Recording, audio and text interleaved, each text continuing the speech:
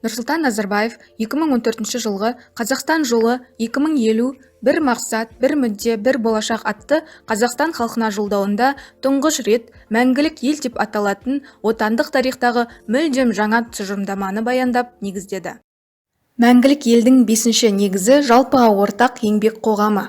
Тәуелсіздік жылдарында Қазақстанда әлеуметтік мемлекеттің берік іргетасы қаланды. Қазақстандықтардың өмір сүру стандарттары ұдайы артып келеді. Әлеуметтік жаңғыртудың негізінде өнімді еңбек жатыр.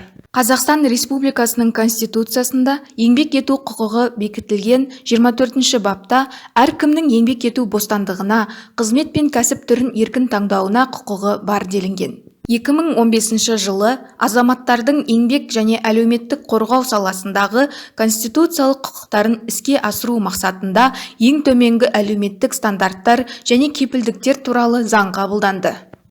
Қазақстанда кәсіподақтар құрылды. Олардың басты функциясы қызметкерлердің еңбек және әлеуметтік экономикалық құқықтарын қорғау болып табылады. Кәсіподақтар туралы заң 1993 жылы қабылданды.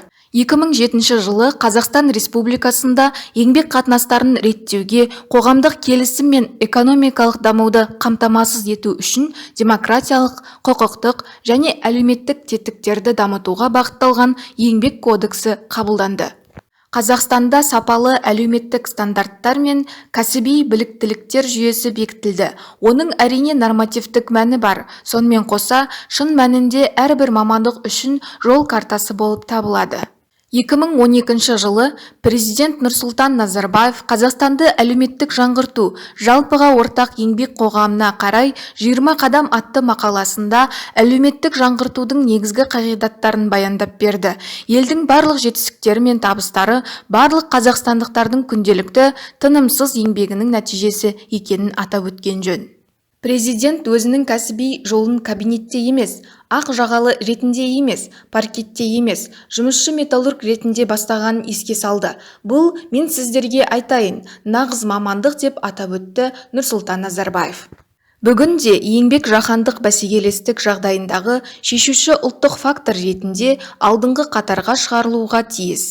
Қазақстан тәуелсіздігінің 3-10 жылдығы ішінде халықты жұмыспен қамту саласы аса зор өзгерістерге ұшырады. Көптеген адамдар өзін-өзі еңбекпен қамтамасыз етті. Еңбек біліктілігін өз бетінше ауыстыру қабілетін көрсетті. Бизнесмендер болды.